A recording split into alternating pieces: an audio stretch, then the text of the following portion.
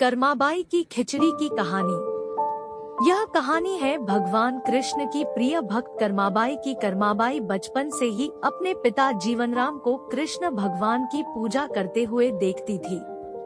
वह कभी भी कृष्ण भगवान भोग लगाए बिना भोजन ग्रहण नहीं करते थे।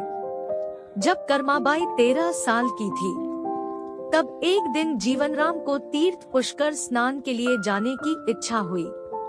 साथ में उनकी पत्नी ने भी पुष्कर स्नान की इच्छा प्रकट की। जीवनराम अपनी बेटी को भी ले जाना चाहते थे, लेकिन दुविधा यह थी कि अगर वह सब घर बाहर गए तो श्री भगवान कृष्ण को भोग लगाएगा कौन। तब जीवनराम ने इस नित्यकर्म की जिम्मेदारी कर्माबाई को सौंपी और कहा कि देखो बेटी कर्मा, सुबह भगवान कृष्ण को भोग लगाने के पश्चात ही तुम भोजन ग्रहण करना। कर्मा ने भी अपने पिता की हाँ में हामी भर दी। अगले दिन सुबह कर्माबाई ने उठकर सबसे पहले गुड़ और घी डाल के बाजरे का खिचड़ा बनाया और भगवान कृष्ण की मूर्ति के सामने रख दिया और बोली, भगवान मैंने आपका भोग रख दिया है, आपको जब भूख लगे तब खा लेना, तब तक मैं घर के काम पूरे कर लेती हूँ। इतना कहकर कर्मा अपने घर कामों में जुट गई।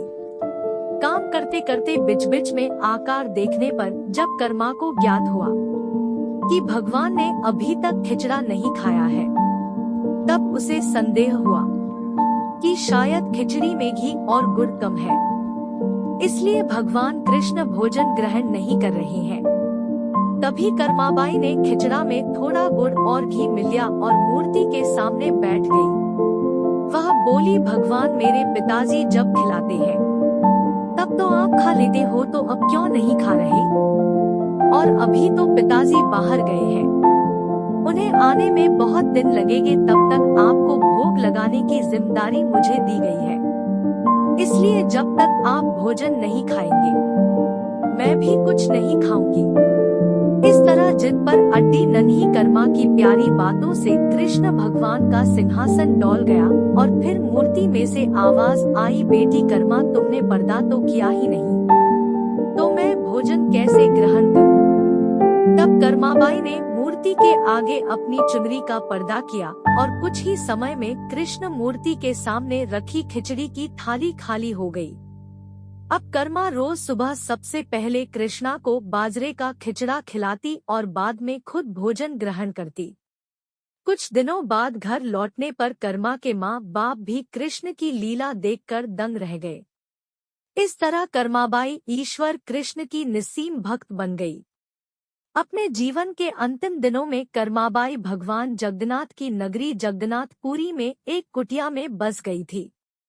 वहां पर एक दिन कर्माबाई की कुटिया के सामने एक तेजस्वी कांति वाला बालक आया और उसने कर्माबाई से कहा, मुझे भूख लगी है माँ, खाना दो। उस वक्त भी कर्मा अपने भगवान कान्हा को खिचड़ा का भोग लगा रही थी।